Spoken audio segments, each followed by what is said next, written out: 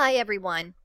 By now you should have answered that one question about the first video about what a database is. So everybody should be pretty clear on what a database is. And on this same Google Doc that Mr. Thompson shared with you in the Google Classroom, you're going to see that you are going to answer about 7 more questions based on what I'm going to show you now. So the first video was about what a database is. This second video is about where the BHS databases live, and in particular we're going to highlight one database called Opposing Viewpoints that is really going to be very helpful to you as you're working on your advocacy project. If you want to answer the questions as you go along and pause this video, that's fine. The questions are in order of the video, or you can wait and watch the whole video and wait until the end. It's up to you. Just a reminder, I only need to see one Google Doc per research team, so not everybody needs to be answering it. So if you haven't already, go ahead and assign one person in your group to be the recorder of the information that you're putting down on this Google Doc. Friendly reminder, the person that's doing the recording is not the only person doing the work. Okay, you should be helping this person and helping them figure out what to write down. Okay, all right, so the first thing I want to do is show you where to go to access our library databases. The library databases live on the BHS library website, not the BHS website, the BHS library website. To get to the library website, you do go to the BHS homepage and you click the library link. And you'll see the library website come up, and if you scroll down, this second box in the middle column are our library databases and resources. The one that we're going to work with today is called Opposing Viewpoints. To get to it, you click the picture. Now, the library pays money for you to have access to this database, so it's password protected, okay? So the password is schools, SCHOOLS, all lowercase. If you forget the password, what you can do is go back to the BHS webpage, BHS library webpage, and there's a tab right here that says passwords. If you're logged into your MCPS Google account, you can click here and it'll take you to an MCPS Google site that has all of our database passwords right here. Okay? All right, so now we're in Opposing Viewpoints. The reason why I think Opposing Viewpoints is going to be so helpful to you for this project is that it focuses entirely on current events and topics that are controversial or that people debate about. So there's a lot of social topics, there's a lot of healthcare topics as it relates to people using healthcare, there's a lot of social topics.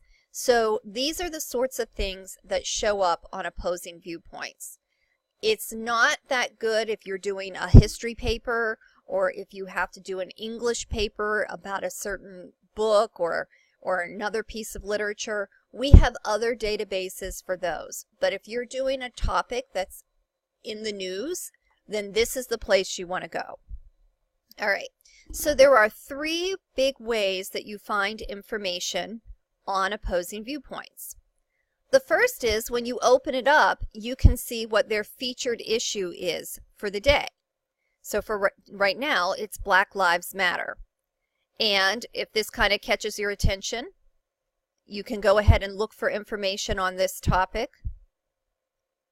And you can see that they have featured viewpoints, which means they have 2 sides of the argument or 2 sides of the issue, okay? Then they have some more viewpoints. They have reference materials. They have articles that provide you information on statistics. you'll see if you keep scrolling down, they'll even have videos and images. They'll have some audio files, magazines. You can see all of the information, even some websites that they provide on this particular topic. So that's one way to find information, is just to kind of see if the featured issue of the day kind of matches up with something that you're interested in. The other way is to go ahead, way number 2, is to go ahead and do the browse all topics. And if you see here in alphabetical order, they have hundreds of topics that they have information on, okay?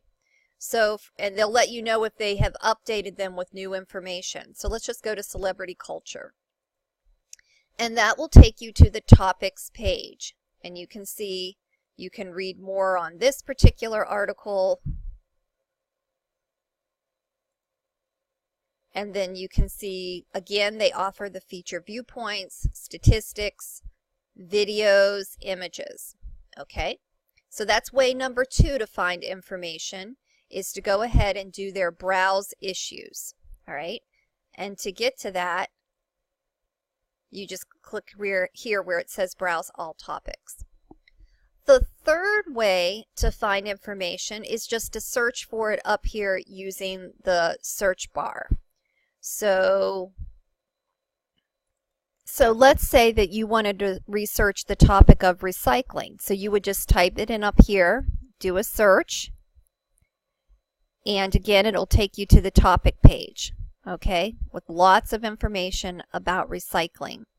And then, of course, if you needed to, you could always do an advanced search, just like you would on Google, okay?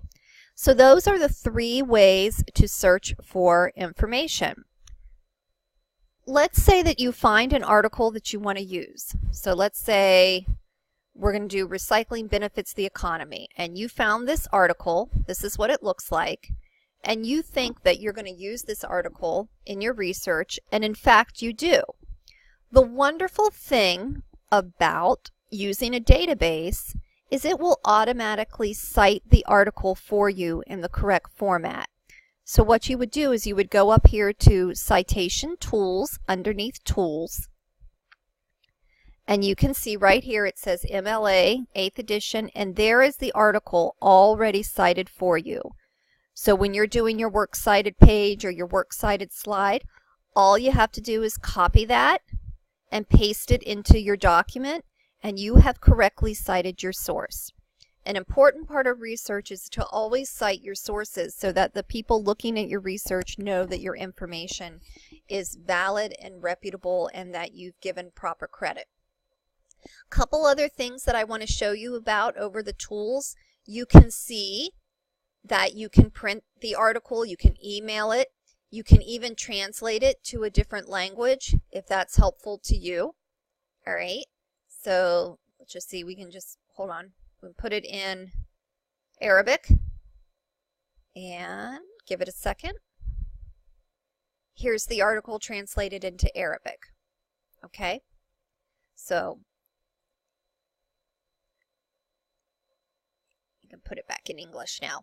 Okay. All right.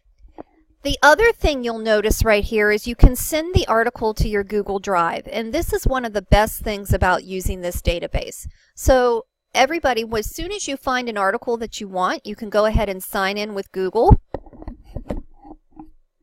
and choose your Google MCPS Google account. We're all signed in. And I can go ahead, and if I like this article, I can send it to my Google Drive. But let's say I'm taking notes on this article, or there's information on this article. So I'm coming up here to highlights and notes, and let's say I want to highlight, this is an important sentence for me. Okay, I'm going to highlight that, choose my color, very important. I'm going to take a note on this. I'm going to add this note.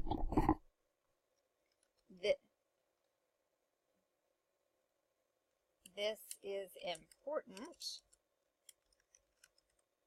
I'm going to save it. So I've had all of these notes and everything and my highlights on my article. I'm going to then save it to my Google Drive. Okay. And I can go over to my Google Drive. And it's in a folder called Power Search. And there it is. Okay, or one of them. I've saved a lot to my Google Drive. So that is a really great tool, especially when you're working in a group, because then you can find a resource, save it to your Google Drive, and then share that document with other people in your group so that everybody has access to it. So this is a basic overview of opposing viewpoints.